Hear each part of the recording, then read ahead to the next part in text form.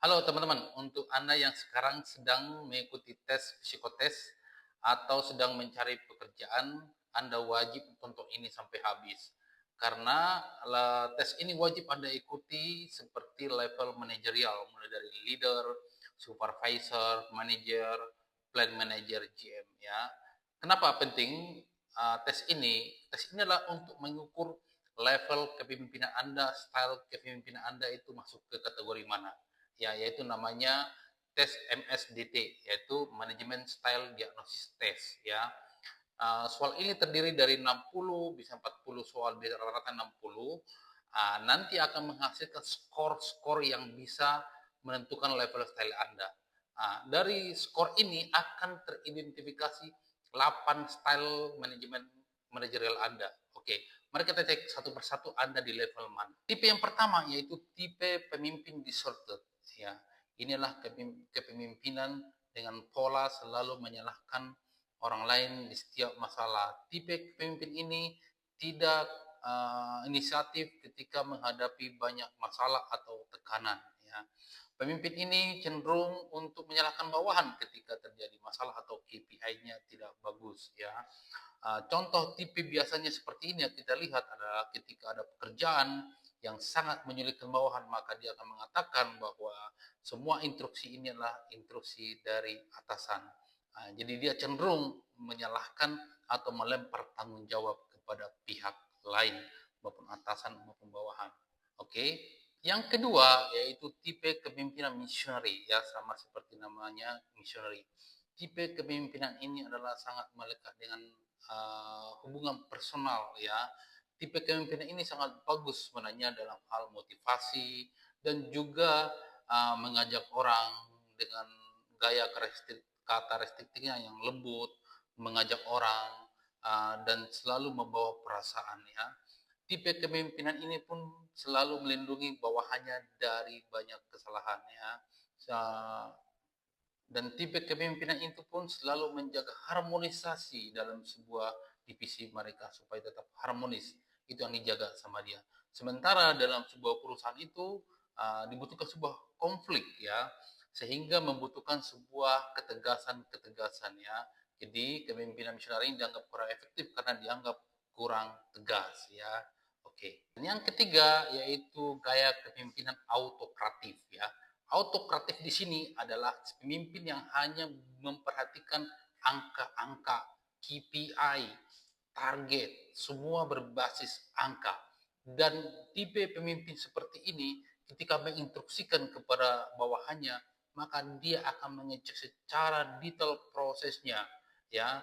Dan model pemimpin seperti ini biasanya sangat micromanagement ya. Biasanya kalau punya atasan seperti ini atau manajer Anda seperti ini, hindari kesalahan sedikit pun dalam hal prosesnya karena dia sangat memperhatikan hal detail ya, sehingga kesalahan sedikit pun sulit untuk ditolerir oleh pemimpin yang autokratif seperti ini. Dan dalam hubungan manajemen kepemimpinan seperti ini dianggap kurang efektif karena dia sangat dia terlalu memperhatikan hal-hal ini sehingga tidak memperhatikan hal-hal yang manajerial yang lebih besar. Dia fokus kepada hal-hal yang kecil. Dan yang keempat adalah gaya kepemimpinan kompromis. Gaya kepemimpinan ini sebenarnya sangat bisa diandalkan dalam hal instruksi pekerjaan karena dia mempunyai hubungan yang baik dengan semua level maupun semua divisi. Tetapi tipe kepemimpinan kompromis ini uh, selalu mengandalkan hubungan dengan teman-temannya, dengan bawahan segala macam. Dan tipe kepemimpinan ini selalu kompromis terhadap keadaan, bahkan bisa tidak pekerjaan pun bisa tidak sesuai target dengan model pemimpin ini karena banyak sekali alasan-alasan dia berdasarkan hubungan yang tidak dapat dilaksanakan dengan baik. Dan tipe kepemimpinan ini sering dia bingung antara hubungan pekerjaan ataupun hubungan personal. Dan di sini sikap profesionalismenya sering menimbang. Yang kelima adalah gaya kepemimpinan burokratik. Ya, burokratik ini adalah suatu simbol hierarki sebuah manajemen kepemimpinan. Ya, Karena burokratik ini, model ini adalah hanya model pemimpin yang mengandalkan hierarki, posisi, dan pekerjaannya. Dan burokratik ini biasanya terpaku pada SOP-SOP yang sudah ada, sehingga uh, terlalu prosedural. Setiap pekerjaan-pekerjaan itu harus mengacu pada prosedural-prosedural yang sudah ada dan sudah tertetapkan. Biasanya pemimpin seperti ini uh, hanya melaksanakan sesuai dengan perintah, dan karena gayanya birokratik, ya, setiap pekerjaan-pekerjaan yang susah bahkan sulit sekalipun dia mampu kerjakan. Yang penting masuk dalam SOP atau hierarki dalam pekerjaan, dan sebenarnya bisa diandalkan, tetapi dia terlalu birokratik terhadap sistem. Yang keenam adalah model kepemimpinan developer, ya. Model developer ini adalah sebuah model mirip sama dengan missionary, tetapi model developer ini adalah tipe kepemimpinan yang memberikan ruang kepada timnya atau anak buahnya untuk memberikan masukan dan memberikan kesempatan kepada timnya untuk mengembangkan sebuah organisasi mereka. Akan diberikan kesempatan dalam memberikan pandangan, ide, atau peran mereka dalam sebuah kebijakan yang dapat mengembangkan potensi-potensi mereka. Kontribusi yang diberikan bawahannya pun kepada mereka sangat diperhatikan oleh tipe kepemimpinan seperti ini. Sifat model kepemimpinan seperti ini adalah model kepemimpinan kolegial, ya, yang menganggap bawahan itu bukan hanya sebagai partner bekerja, tetapi mereka adalah bagian dari tim yang bisa saling berkontribusi. Tipe pemimpin seperti ini, development seperti ini adalah tipe pemimpin yang senang berbagi ilmu, senang sharing, senang memberikan pelatihan kepada timnya untuk timnya dapat lebih maju lagi. Tipe yang ketujuh adalah tipe benevolent autokratik, ya. Benevolent autokratik ini adalah suatu tipe kepemimpinan yang bisa diandalkan dalam pengendalian dan pengarahan sebuah tim. Tipe kepemimpinan ini adalah tipe pemimpinan yang sangat efektif karena dapat memberikan komunikasi yang baik kepada semua orang. Namun kelemahan tim ini adalah masih mengandalkan sebuah intervensi atau instruksi dari atasannya lagi. Gaya kepemimpinan Borneo autokratik ini karena dianggap dia adalah pemimpin yang pintar, smart gitu ya. Jadi tipe pemimpin ini adalah tipe pemimpin yang banyak memberikan instruksi dan arahan, namun minim dalam memberikan kesempatan kepada bawahannya untuk memberikan masukan atau ide. Ya. Namun tipe pemimpin ini adalah tipe yang adil, ya.